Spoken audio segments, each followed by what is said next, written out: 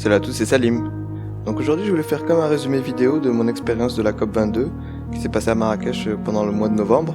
C'était vraiment intense, plus de 10 jours de conférences, d'ateliers, de stands, tous parlant du climate change, du changement climatique et de comment l'anticiper pour les générations futures.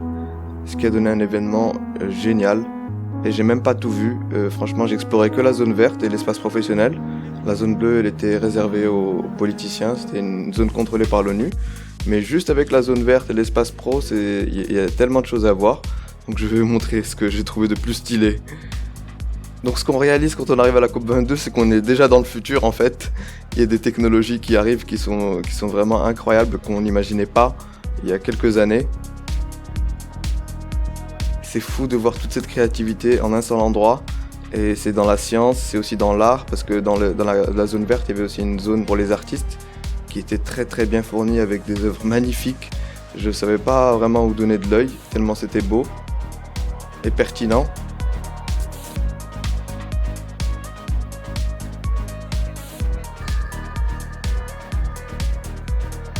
Pour les innovations technologiques, ça touche surtout à la gestion de l'énergie. Comment exploiter le soleil, comment exploiter le vent, comment se passer des énergies fossiles.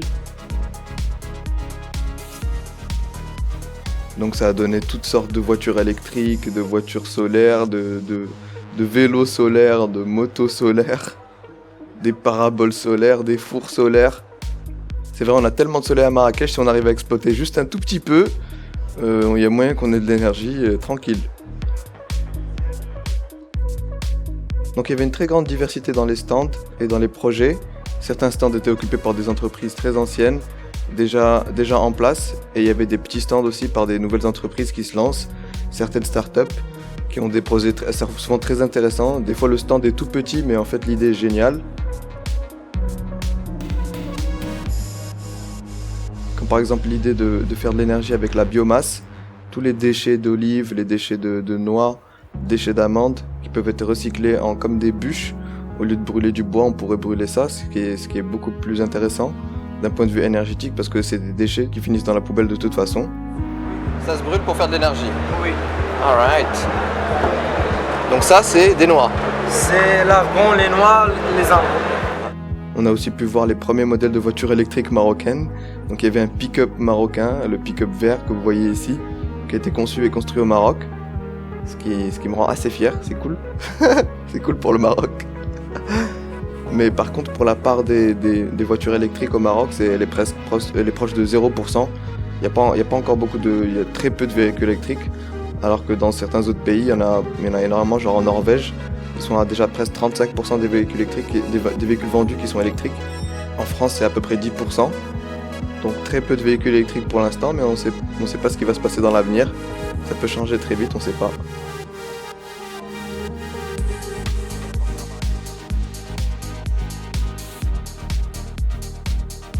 J'ai aussi beaucoup aimé les stands des associations et des coopératives qui font faire de l'artisanat à des villages, parfois des enfants, par exemple à des femmes qui tissent des tapis ou des enfants qui font des objets décoratifs, par exemple à partir de bidons d'eau, tout ça en recyclage et des espèces de petits pots de fleurs magnifiques, tout ça recyclé avec des bouteilles en plastique.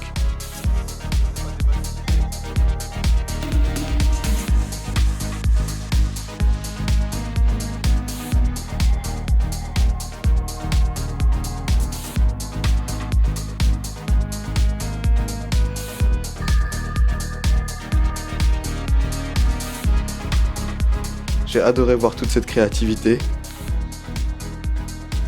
Donc l'événement a aussi donné lieu à beaucoup de conférences.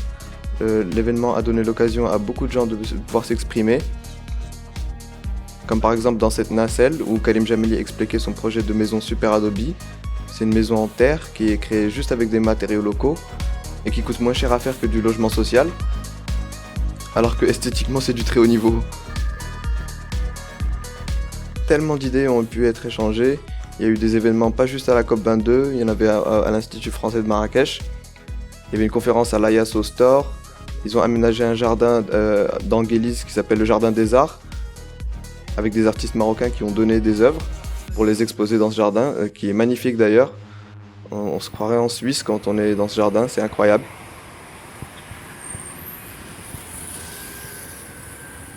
Et je voulais aussi mentionner l'impact sur Marrakech qui a été considérable. Franchement, la ville est beaucoup plus propre. Ils ont installé des poubelles, ils ont installé des bancs, des bicyclettes en accès libre pour un abonnement annuel. Ils ont refait les voiries et il y avait des policiers partout, donc les gens se tenaient bien sur la route. Et tout s'est bien passé, alhamdoulilah. Moi, je suis vraiment très content pour cet événement. Ça a donné un gros coup de projecteur à Marrakech. Je suis sûr au niveau touristique, ça va faire une grosse différence. Il y a énormément de vidéos sur internet qui documentent la COP22, comment ça s'est passé de jour en jour si vous voulez voir. On peut voir que la plupart des gens qui ont été interviewés sont vraiment très impressionnés par l'événement, sont très contents que ça se passe au Maroc. Autre chose que j'ai trouvé génial, c'est la projection des documentaires. Il y a certains documentaires qui sont vraiment ultra puissants, je pense qu'ils peuvent changer la mentalité d'une personne en très peu de temps. Et par exemple, il y a Before the Flood qui a été projeté à la place Hatti, sous-titré en arabe.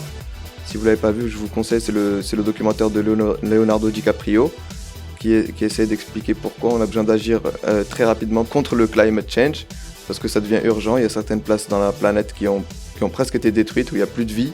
Il y a des endroits qui étaient pleins de vie avant, il y a quelques années, et maintenant ils sont morts. C'est vraiment triste. Pour les documentaires que je vous conseille de voir, il y a Before the Flood de Leonardo DiCaprio, et Demain, qui est fait par une équipe française, je me souviens plus, Mélanie Laurent, qui est aussi vraiment génial parce qu'il offre des solutions, il explique très bien ce qui se passe, et il est en français si vous êtes francophone.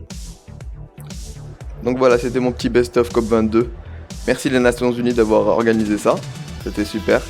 Maintenant, go faire quelque chose contre le climate change. D'ailleurs, ça me rappelle un stand très intéressant où ils avaient une roue qu'on faisait tourner qui nous donnait des exemples de comment agir contre le climate change juste à notre petite échelle. C'est-à-dire on n'est pas obligé d'attendre que les autres agissent ou changent le monde pour nous, on peut commencer par nous-mêmes. Et donc il y a plein de petits exemples, je vais vous montrer dans le background. Allez, salam alaikum, bye bye, on se voit plus tard.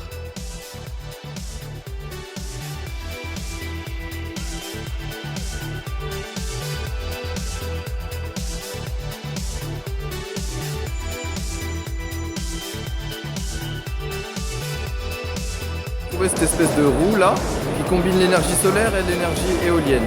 C'est-à-dire qu'elle peut tourner et produire comme une éolienne d'énergie et en même temps elle capte l'énergie du soleil, ce qui est assez génial.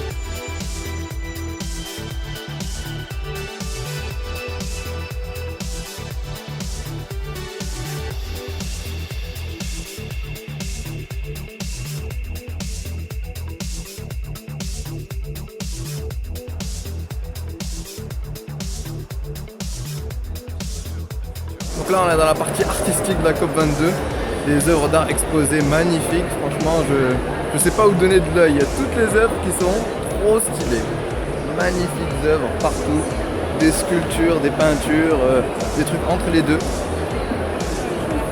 Tout le monde prend des selfies devant les œuvres parce qu'elles sont trop stylées, franchement regardez ça.